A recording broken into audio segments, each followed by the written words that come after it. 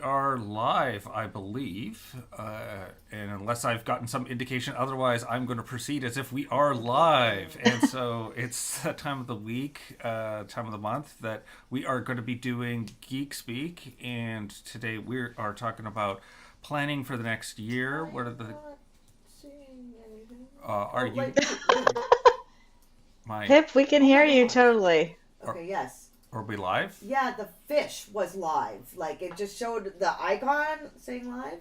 So I'll share it into group now. Okay, that's awesome. I've got confirmation that we are live. It wasn't just the fish that showed up. So that's good to know.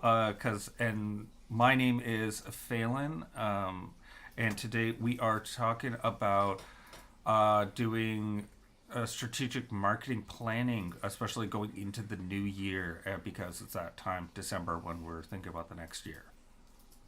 Yes, and I'm Rena from Little Works Indie Media. Awesome. And should we just jump right on in? So I just want to clarify that this is kind of like a very much a sort of a 360 kind of overview of how Hmm. to approach the things to think about. It's not actually going to, you won't have a plan um, by following along and jotting things down, but you will have definitely a really good idea of what to think about, how to organize, and then make sure you don't miss any of the steps. So that's where we were thinking, because we would really need at least a few hours to go through in any detail a Yeah. proper marketing plan. So, sorry, I could hear you breathe. Oh, sorry. I was gonna jump in because the first point that I kind of want to go off that why not only that it would take a few hours, but also that there's a lot of instability right now. Things are not as predictable as that you could have said a few years ago, and so I would say that getting too attached to a specific plan it might be your downfall. So that would be my first kind of point is like be flexible and be Yeah, adaptive to what the changing conditions are and be aware that you may have this beautifully laid out plan and then it meets the real world, right? And so that's why. absolutely. Absolutely. I think we all have a real clear memory of doing that during COVID. Everyone had to pivot, and that's sort of something that we should be doing on, hopefully, on a much lesser scale regularly throughout the year when sort of these littler issues hopefully come up and not the big giant ones where we're really having to change things up. Yeah. But with that flexibility, you still have to have some rigor around your plan. You don't want to just fly by the seat of your pants. And what I see most people doing, a lot of people doing, not maybe most is not quite right, but a lot of people are doing is they build the plan, they get excited, they have some kind of sales goal idea in their mind, and then they don't review their plan for the rest of the year. Yeah. And that's one of the biggest ways to not meet your targets is to not actually review and stay on top of what's happening. And when you're pivoting, you should be pivoting with your plan. These are my let's pretend we have paper plans right here. You need to pivot by looking at your plan and reorganizing it. And then your marketing plan. I'm just going to finish this last thought, Phelan, and then you can take on the next one. The marketing plan should really be super closely aligned to your business plan. So, a marketing plan is not a business plan. A lot of people actually get those two things confused. But your marketing plan, your business plan is more like high level strategic and sort of plans to grow your team, plans to do all sorts of other things. Now, you're going to have to actually make those two plans merge if you're going to want to scale up and you're creating a sales and marketing plan to do massive scaling. You're going to have to figure out what are the resources that I require so that your business plan is on target too. You need those two things working very well together. You can't just do one or the other. It just that'll get you into hot water, or at least you have to address the issues from each of those types of plans. Okay, so do you want to add anything to that, Phelan? Yeah, I was just going to touch on like one concept to keep in mind when you're thinking about well, like flexibility and adapting your plan is a thing called the lieutenant's guidance. So Mm. it's an old military strategy, which is like obviously before there were like radios and you could have like real time communication. Obviously, you couldn't plan out every part of a battle. So what a general would do is tell all his lieutenants, "I want to take that hill." So how that happens can adapt to whatever the changing circumstances are, but you know what your overall objective is, and to Yeah, be able to be flexible about like, oh, this changed, this condition changed. Okay, but we can get around here in order to get the ultimate objective. So that's kind of like that's right. a mode of thinking to have in mind when you're kind of going over what it is that you're trying to overall accomplish. Like not to get Yeah. bogged down into the specifics of it because like Well, you're saying it can change, and it's also absolutely. But also I good. still think you need to get into the specifics of it. Like you need to know the how. Like exactly what you're saying is that you want to climb that hill. You need to know how you're going to do it for sure. And those for me are the specifics. And the how can absolutely change. So you can actually try something and have a full intention of trying a new marketing channel, for example, and then realize three months in, some channels do take about 3 months to really learn Yeah, and figure out and decide if it's working or not. And then you can pivot that piece, but you still know that you want to be getting this many leads from your website, and how are you going to do that?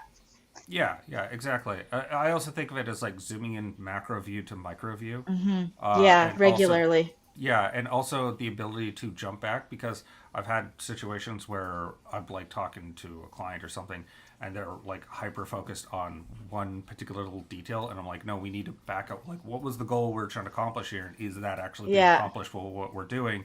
And being able to take a step back and because it's super easy to kind of get like really like zoomed in. totally. Totally. And where I see that happening a lot is in things like content. So people can Hmm. actually understand the content of their business. They understand what messages they want out there and what their products are, services are. They really focus on the content and they actually don't focus quite nearly enough on the distribution. And that's the piece that I think is actually more important because you can take one good piece of content. I've done this for clients before, one good piece of content, and run that one piece of content for 6 months while you get it in front of 300,000 people in order Hmm. to get those goals to happen. So whereas some clients, they really focus in on the messaging, they want to change that message every 2 weeks or every week, and that's actually not helpful because you can't even test content. You can barely test content in about a week. It takes about 9 days to test content properly on social, at least, Yeah. and it takes a little longer. It takes a little longer on Google Ads, and that's where I feel like most people get a little bit lost. They focus on the things that they're comfortable with, and they are comfortable with the messaging of their business and the brand of their business, but not necessarily the um, the distribution and where they're finding those people, how they target their market, who their market should be, and that sort of thing. All Yeah, right. I would even say going off the distribution, that's like a better way to think. A better way to think about it is like, how can I make this one piece of content like stretch it out Yeah. a lot further, Yeah. and thinking about the different ways because basically what you're trying to do is put less. It's easier to make one piece of content fit in multiple like Yeah. platforms than it is to make multiple pieces of content, and Yes. as well like the content like there's so much out there right now. Less is best. Less is more. Less Yeah, is more.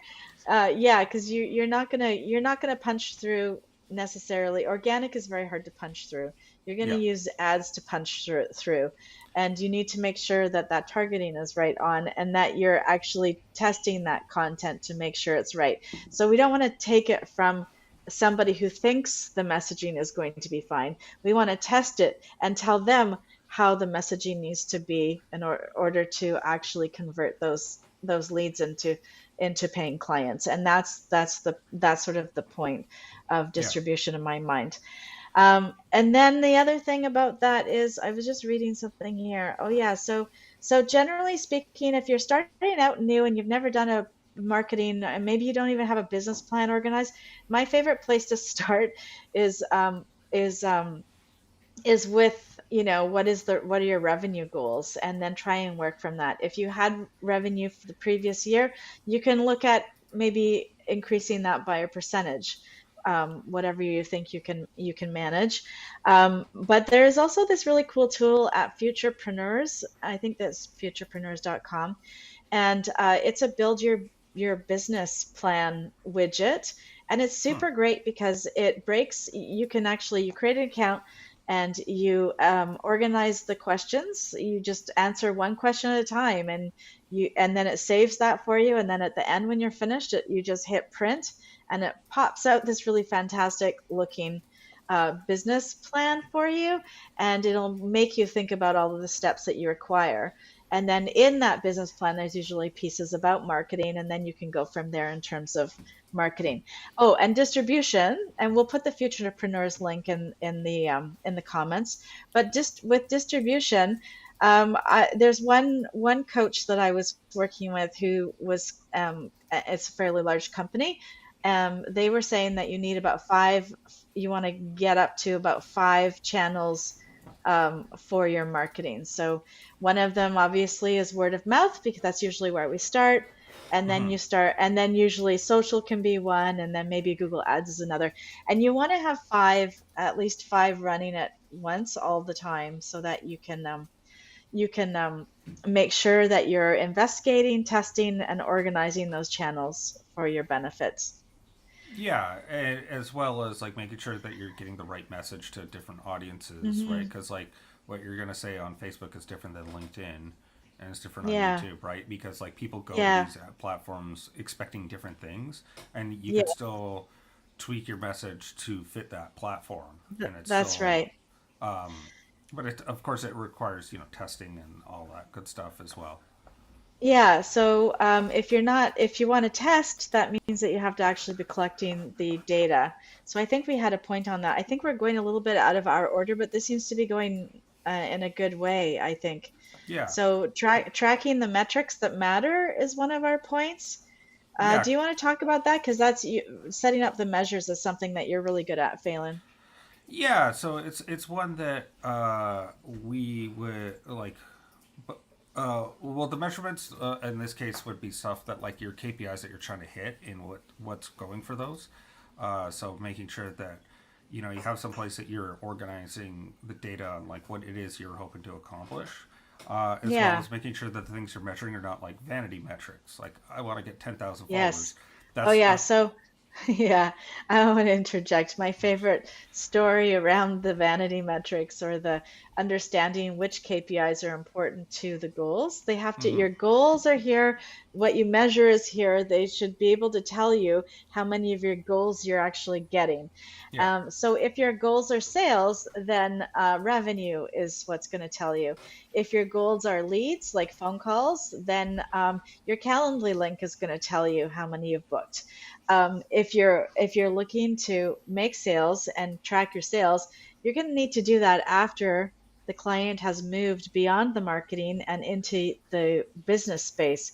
So either you have a spreadsheet or you have a CRM, so you have some way that you're actually, when you get those calls, who called, when did they call, and what happened after that? That's going to be super important information. Most people are tracking, like marketers can track until the point of a sales call, and that's it. Like we cannot Mhm. go beyond that. So that's also really important if you want to know the direct impact. Sometimes you know that if you're getting a certain number of leads and you're getting a certain number of sales, you can attribute those certain number of sales to those leads, even if you don't have a direct link. And you'll know that because you'll be doing it long enough that when you start to change your marketing, those leads will change. The number Mhm. of leads will change. And so we used to get clients, one client in particular who the KPIs were so off to his business goals, wanted to track the number of calls, but he wanted me to report on the reach of a Facebook ad, Yeah. which was to me in my mind, and he had just heard it somewhere. His business partner, I think, was pushing for it, and I kept saying, why do you want the reach is one thing because you could actually get phenomenal reach just by putting money into something. but then it doesn't, if nothing converts, if nothing happens after that point, it could be a terrible ad. So a terrible ad can have a huge reach. What you Hmm. really want are bigger conversions of that traffic. And if you're getting, it's better to actually get smaller reach and more conversions. Like that gap is different than to have Yeah. a huge reach and these tiny conversions or no conversions at all. That's the important part. Okay, I feel like I'm stepping on my soapbox here. No, But no, no. yeah, make sure that your KPIs are organized to the marketing that you're doing. The marketing you're doing is organized to the business goals that you're looking to achieve. Yeah. That all has to be in alignment. Yeah, just to go off of that as well, one of the classic stories I have is that we were working with a jeweler who was spending money on Facebook ads, and we could show in the analytics that she spent like was getting a lot of paid traffic. People were coming to the site, but like got basically no sales. Like there was negative ROI Yeah, on it. But I showed her yeah, the Google ads. People are filling out the forms for the custom. So every dollar she was yeah, spending with the Google ads, she was making probably $10 off of that. And so the ROI was in the custom pieces that she was selling. And that was one right. that you could demonstrate by going through and being like, okay, we spent money on both platforms. Which one generated us actual revenue, not just clicks, not Yeah, just people coming yeah, to the site, but like actually doing that part. So that's one thing to really keep in mind. So you're, yeah, definitely making sure that your metrics that you're following are working. yeah, And also don't get another on the flip side of metrics is when you're starting a new channel, a new marketing channel, don't get discouraged right away because you're still in the experimental yes, phase. You don't want to yes, get yes, like you're starting something new. It will take time to get traction, take testing. So don't get yeah. discouraged. In the It first month. yeah, or the first two when you're like trying stuff Yep. out and like you don't know if people are getting it, if you're getting a lot of traction or all that stuff. And so that's definitely one to kind of keep in mind. Um, it's definitely, I mean, it's busier than ever online. And so it's Yeah. just finding your people. It may take some work to get in front of them. Yeah, and if your service provider is not providing you with the channels and the conversions and they're just giving you clicks and reach, then you need to find a new provider. That's the bottom line. Yeah. I'm still surprised at how many providers send that information over in an email to me, and I can't even say what's going. Sometimes a client will send me what's going on for them currently, and I'm looking at the business going, I don't even know how you can assess what's happening here because they're just giving you information from the ads account and not what's happening on your website. So get Yeah. that because you should be able to stream out like Facebook ads, Facebook organic, Google ads, Google organic, LinkedIn. You should be able to see all of that very specifically in your reporting. And if that's not set up, it's usually because they're not using Tag Manager to set that up so that it splits all that channels out before it gets to Google Analytics because Google Analytics doesn't do that on its own. So Yeah. that's a really important piece to know. Do you have a tag manager account? Is it set up properly? And usually, if you're working with somebody in one of the ads, they will at least set it up to pull out their ad streams. They might not do it for all of the streams, Yeah, yeah, right? I've definitely seen that with like a Facebook ads company that just didn't even bother with the Google Analytics. They were just like, Yeah, I set up my own conversion tracking and be damned with the rest of you. yeah, And that does happen. yeah. I'm not faulting anyone. It's honestly they do set it up for their particular channel that you're paying them for. It's usually, yeah, it's also usually that you've got a starter package. Starter packages don't always come with setup stuff because the setup it's like a lot to set something up. So if you're not actually paying for that separately, then chances are you're getting the minimum amount of setup to begin with anyways. Yeah, Um, all right, but let's get back to that. So okay, so we've hit alignment and business goals, we've hit tracking that matters. Um, do you want to and talk then, about accountability? Because that was one that yeah, I you had do. mentioned. Yeah, I do. So that's I think this is sort of a business owner's growth um, issue. It's usually solopreneurs or people with small teams that always talk about this. So accountability do you have somebody that's helping you stick to your plan? So it goes back to one of the first things that I mentioned, which was, are you reviewing your plan Yeah. regularly? Are you reviewing your results? We talked about the KPIs. And then do you have somebody to keep you on that? Because I think what we inevitably sometimes do when we're starting out and we just have a few people helping us out, we tend to get stuck doing the work for our clients and in our business rather than on our business. So we always want to be making sure that we are checking our stuff and we are seeing what other channel can I look at? What do I need to do next? What is the best thing for my business? Do I have enough organic that's ongoing that will help eventually, maybe not right away? And or do I have any ads at all running? You know what I mean? You want kind of like an even keel between organic and ads in my mind, that they work very, very well together. Um, and so you want that accountability. So I have a coach. Highly recommend working with a coach. And each week I don't have to, I choose to. It was actually my idea. It wasn't even my coach's idea, but I actually write down my 12-month rolling revenue.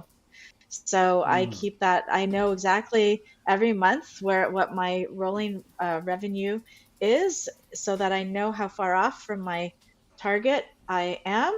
And sometimes when you're doing rolling 12 months, it's a little bit different than your fiscal year. So you're rolling 12 months, you kind of go up and down a little bit, and then you can kind of look where. And this has been so pivotal for my business, because what I realized is that my projects are getting bigger, and my I do cash. I guess it's probably a little bit different for other people, but I do cash accounting. So we put things through when we pay them, not when they're invoiced necessarily.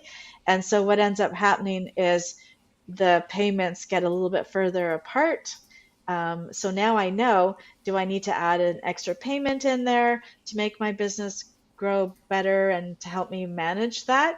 Yeah. Do I need to sell more? And I know that you guys we've talked about this before, the nice little balance point of how much more can I sell before I completely collapse as a business, or Yeah. before I have to hire a new person. So these things will help you. Always reviewing those things will help you understand when you need to pull in new help, when you can start looking for that before you start increasing your sales, maybe in one particular product or service. What can you focus on? Who's not working very much for you? What can you focus on selling that will increase your revenue without breaking you? Those are the things, right? Yeah, yeah. I was just going off of that, and my mind it instantly reminded me of like when you're doing anything regarding sales or Hmm. kind of taking on work, is to also be looking at how many resources, and how you're going to allocate those resources. Do you need to hire Yes. someone new? Hiring requires training, so there's things as well, like having your sales hopper. I know it's sometimes easier said than done to have it, and having, but being, you know, working to that goal of having a certain amount of your CRM with different people at different stages, so that you can increase or decrease levers as is needed. Yeah. I think that Yeah. that's something to really keep in mind. And it's, I mean, it's the ideal is to have it. I mean, it's easier said than done, because, you know, life is life, and you're not always going to have people perfectly at these, you know, spots for you. But having that as a goal to reach towards, I think is going to be, would be beneficial for your business to have people at different stages, so that if you need to fill up more people, you're not in a panic. You can just kind of reach Yes. out to certain people and be like, hey, so and so, we spoke a couple months ago. Are you ready to move forward? And then if they are, great, and then you can move them ahead. But like Yeah. having it so, again, it's easier said than done. So don't beat yourself up if this isn't the case for you. But Totally. yeah, like I just realized, I'm like, yeah, try not to give someone like a panic attack about all the things they would need to do. But it's you're working to an ideal, and you're not always going to necessarily be Hit there. that. But yeah, Yeah. because Growth it's is life. uncomfortable, and we don't talk about that very much. Growth is uncomfortable. Yeah, You know, when you have a growth mindset, you are always uncomfortable. But yeah, the other thing that I wanted talk about that. So the more you're looking at your business rather than working in your business, the more this all becomes, this is what I found, is that the more this all becomes easier to see.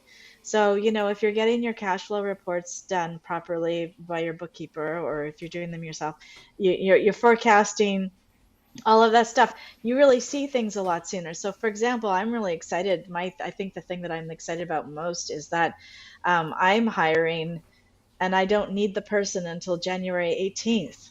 Do you know what I Hmm. mean? This Yeah. is the most in advanced hiring I've ever done. Usually I'm like this. Hey Pip, do you know somebody who can do this?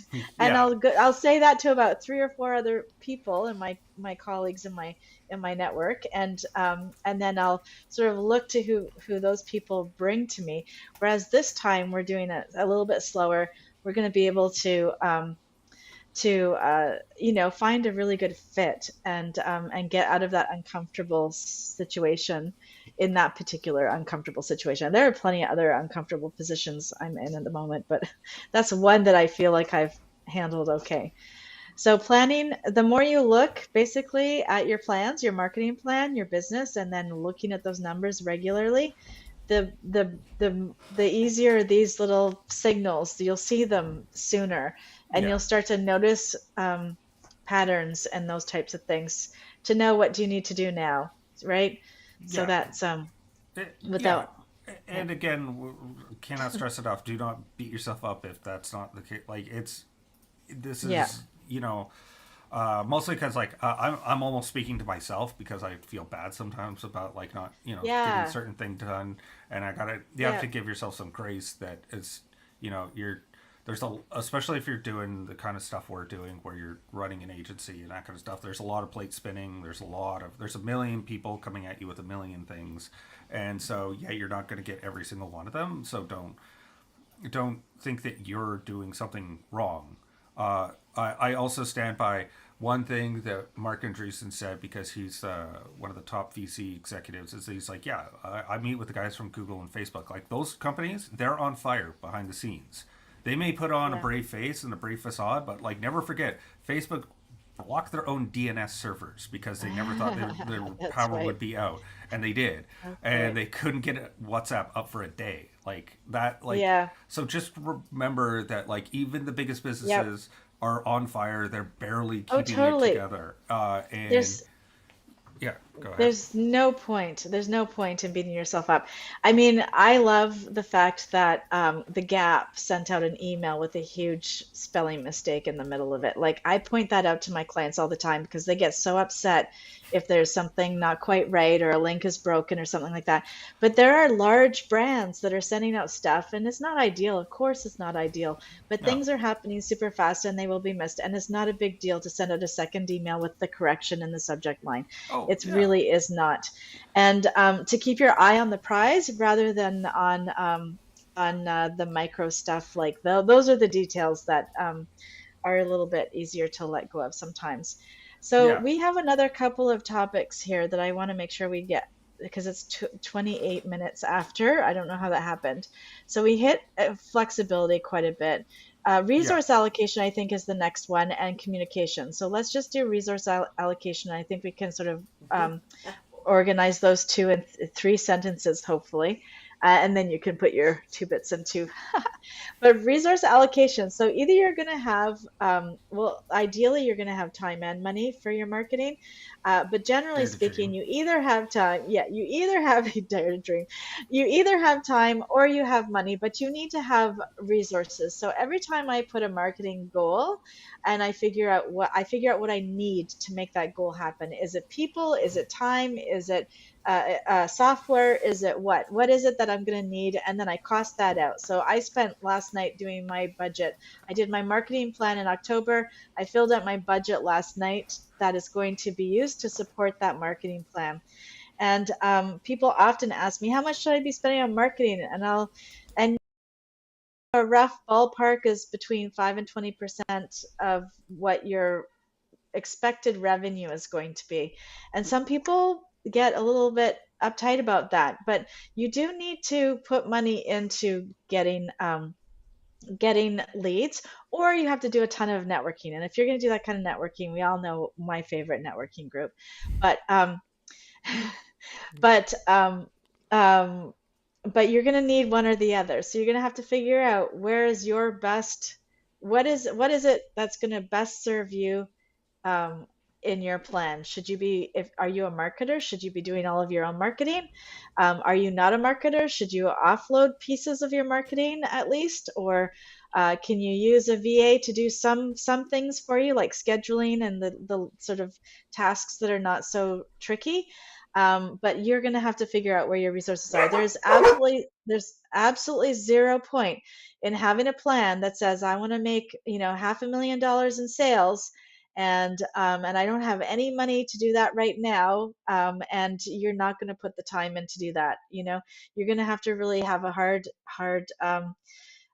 chat with yourself about about what you're going to do. If you're going to spend 4 extra hours a day doing your own marketing, or at least put a little gate around your time for a couple hours every day where you're going to do your marketing, then that those things can work out. But you're going to have to do one or the other. You can't. Things don't come to you without some form of resources. And Yeah. then the last one that I wanted to remind you is that when you make up a plan and you're working with marketing people, share the plan. I can't tell you how frustrating it is to find out that a client has a business plan or a marketing plan, and it's in my intake form. Do you have this? Please send it over. But they'll miss it, or I'll ask and I'll ask and I'll ask, and then it doesn't come. But you need to share your marketing plan with your marketers so that they can best serve you. So your digital marketing person is going to want to know what you're doing across all of your well, I think they do. I certainly do. I want to know what my clients are doing, even if I'm not in charge of doing it, because it's much better, instead of giving me a task, to let me see the overview so I can see opportunities where you don't know where to look, so that I can best support the other channels, the other goals, the other things. Yeah, I And mean, I've absolutely had that with a client that um just yeah. One other thing that you don't get mad with clients when they had to well, that's true. That's they true. don't they don't mean to, but clients almost always will lie. Like I mean that, like they don't mean that, they don't do it maliciously. They just forget because they also have a million things going at Or them. they just don't know. They just don't Or know. So they'll say they know, they have their target market, and their target market is or everybody, and you or they would understand that they word it don't. a different way, Yeah. and it's like, oh, you meant Yeah. this thing. Oh yeah, totally, I have Yeah. that. And then you were Yeah. sitting there pulling your hair out going, well, you had this the whole time. And so yeah, and that's one of those ones that you just need to kind of like take Took a me a deep while. yeah Took me take a a deep while breath. to really remember to ask for things that I need repeatedly, and until Eh, I got them. yeah. Yeah, and now And I've got Deanne who does that for me, which is really great.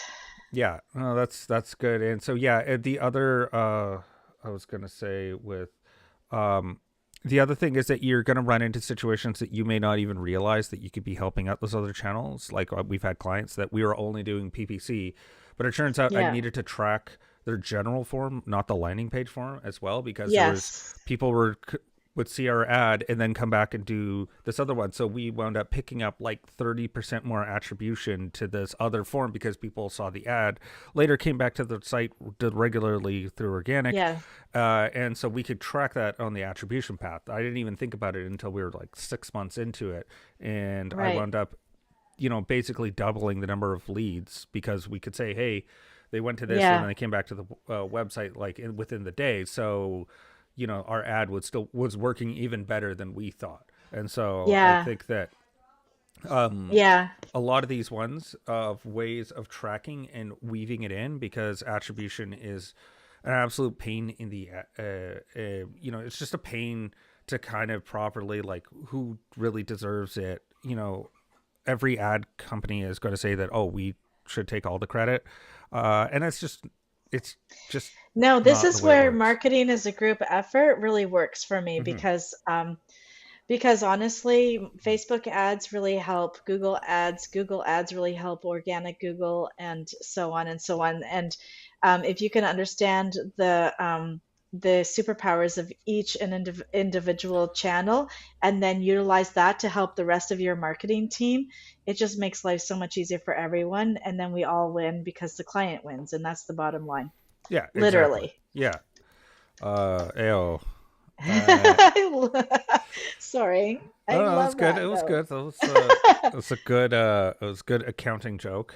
All right, so we've gone 5 minutes over. I think we should probably just wrap up there, and we think we hit at least a few points on each of our Yeah, a few. I Yeah, feel like we covered everything that we were gonna do. And great. so it's just to say, next week we're gonna be doing the year in review. That's I think right. it's gonna My be, favorite. yeah. Oh yeah, it's definitely gonna be one. I already have certain things that I'm gonna be touching on that have yeah, big changes this year for marketing, and so I think that that'll Totally. be interesting to kind of take a look back and a look forward. Right. So join us next week, wherever you're watching this week, or you can find us. Come find us. We actually operate out of the Facebook group, the Yeah. Business Marketing Mixer. You can ask questions on any of the channels, and we'll get back to you and answer as best we can. And see you next.